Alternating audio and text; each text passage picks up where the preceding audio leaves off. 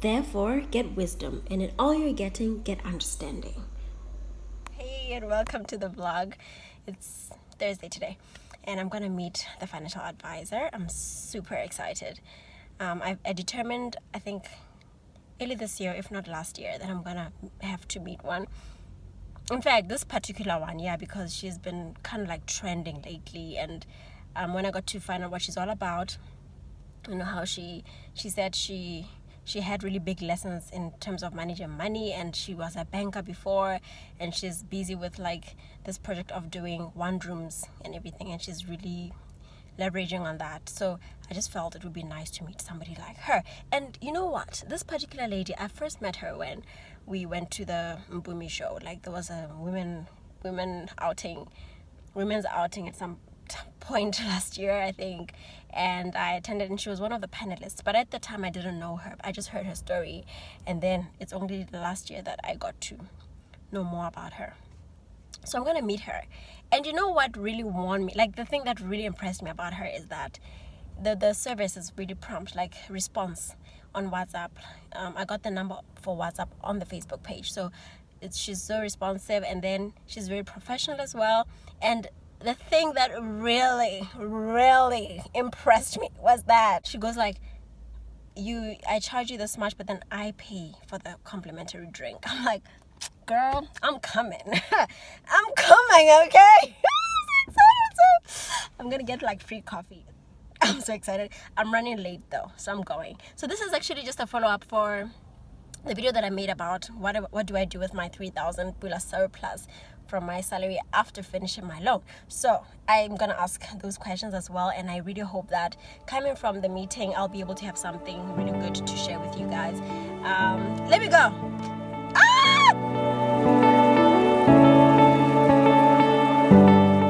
Oh my gosh, she just responded.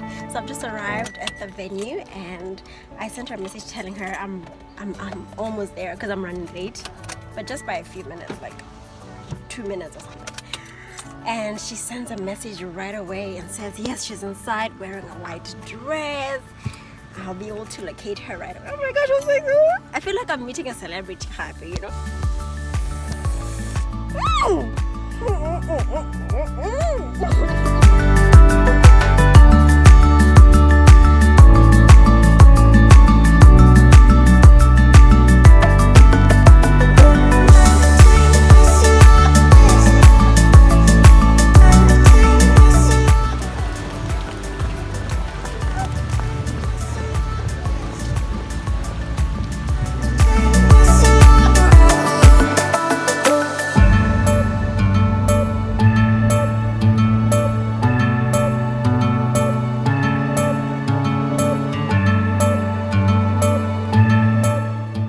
I've just arrived from the meeting. I absolutely recommend getting a financial advisor or coach. Like, it was so worth it. Oh my gosh, my heart is spilling over. Like, it was so worth it. And I think what I love about her is that we have quite a lot in common, eh? We both love property, and we are keen on wealth creation, and we are both into content creation. She has a YouTube channel, she blogs on her Facebook page. I mean, like, and she was so supportive, you know, even of my YouTube channel and all of that. Oh,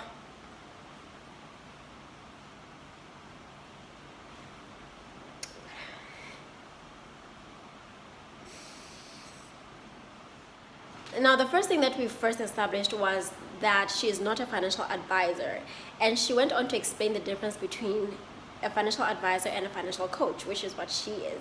She said that she is not capacitated by no means to be a financial advisor. She is not certified to be one, so she is only doing financial coaching. And she said that financial advisors are more prescriptive. They tell you what to do, but then a financial coach basically gets to know what you want to do, what your financial desires are, and then she holds your hand through it. And I thought, call it whatever you want, darling, ma'am. I love being here. I'm happy to be here, and if it has the word financial in it, I'm good, I'm dope. And I think Also because I have seen a financial advisor before, so I'm cool. And I think for me, what I loved was that she has a banking background. She has worked in a bank before, so I knew that some of these other things I always want to figure out or understand about property or just lending rates, all these things that are just always like sound like jargon to me, I would get to understand. And indeed I did. After that, we went on to talk about how she breaks down financial, you know, like building wealth. Yeah, if you want to build wealth, these are the three things to look at, which is financial security, financial freedom, and financial independence. So with the financial security, we're talking here emergency fund. We're talking here the amount to have as passive income that can cover your living expenses. So we started by calculating my living expenses, and then we said this is the amount to target, this is the amount to work on building for me to first of all have financial security. And this means that even if I decided to leave my job at that point, when I have now built my emergency fund and I have this amount from month to month, it means that I will be able to survive, right? But this just covers my basic needs. Now, when we get to financial freedom, this is where now we said you add that amount that you have established at your financial security, and then you add your, maybe like just your wants, you know, something to live a bit more comfortably, you know.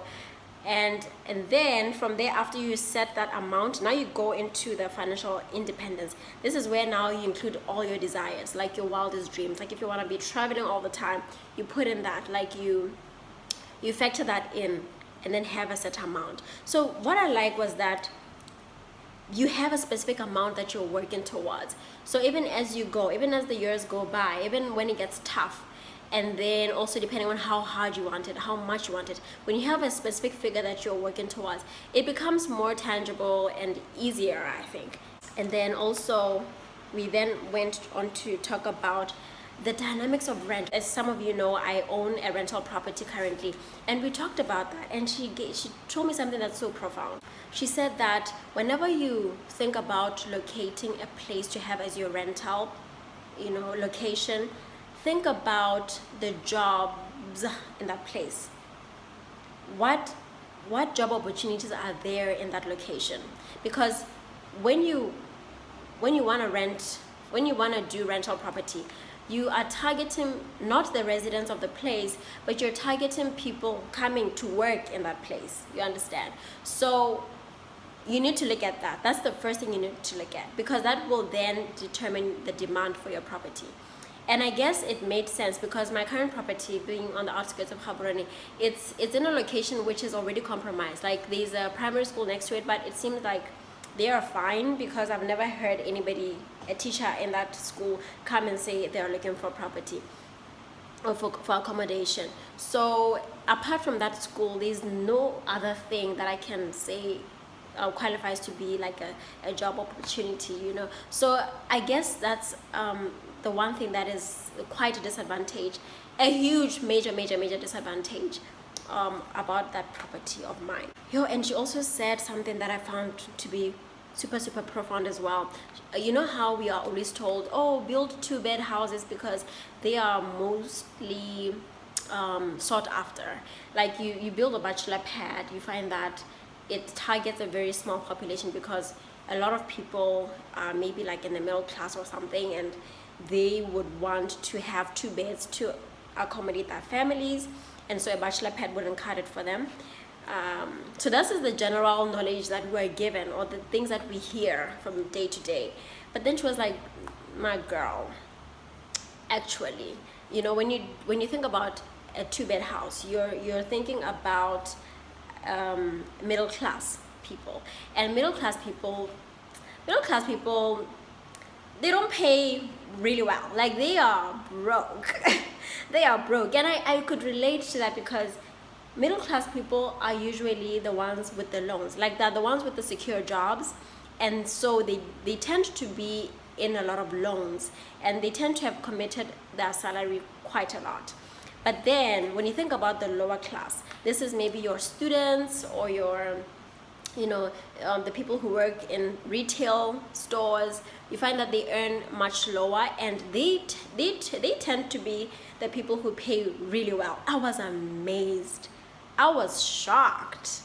I was blown away. Oh, and she also said something, okay, that was also quite profound. Everything was just profound.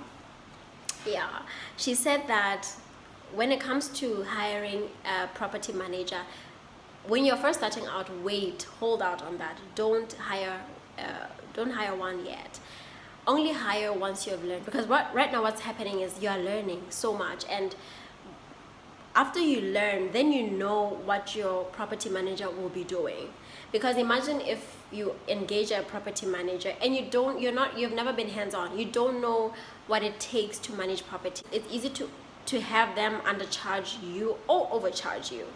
Most likely maybe overcharge you. So when you have learned the ropes, it's so much easier to fairly pay the person, because you know what it takes, and you also know what to expect from them. So she said something like, create a system. She talked even about screening of clients, of tenants, of potential tenants. Create a system of this, so that when you've established that system, you are able to carry it over to your team once you hire one, and it'll be so much easier that way.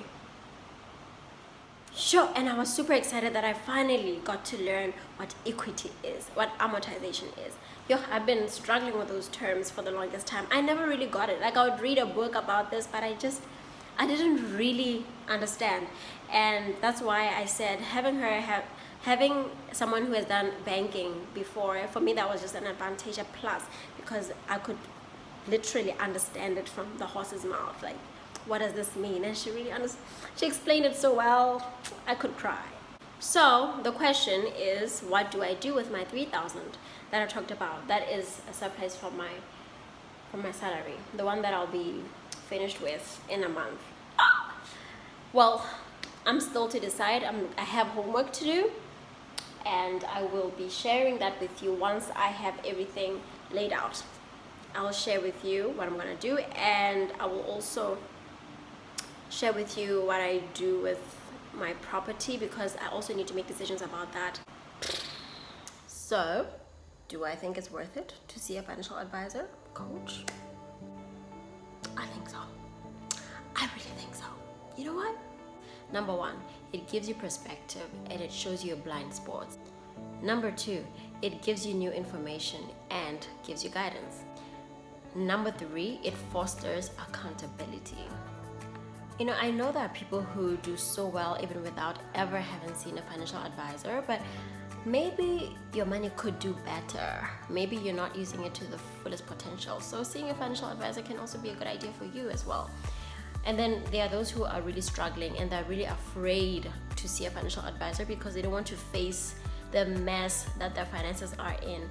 But I once heard it said that you can't ever solve a problem that you have never acknowledged. So that's the starting point, to acknowledge that you have a problem, to acknowledge the mess that you have in your hands.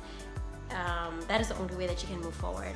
And it might not be that bad. Like I literally do believe that there's a way out of everything. Even the worst of situations, there's a way out. So seeing a financial advisor can be that support system that you need to help you get out of your financial troubles. And you know what? Just like in seeking for the best therapist for you, I think that the same principle should be applied in looking for the best financial advisor for you. Somebody who you can relate to the most, somebody you feel understands you the most, because that way, you know, it'll work well for everybody involved. Ladies and gentlemen, boys and girls, this is the end of my vlog. This is the end of my video. I would like to hear your thoughts about this topic. I will see you again in the next video. And before that, please don't forget to like, comment, and subscribe. Bye.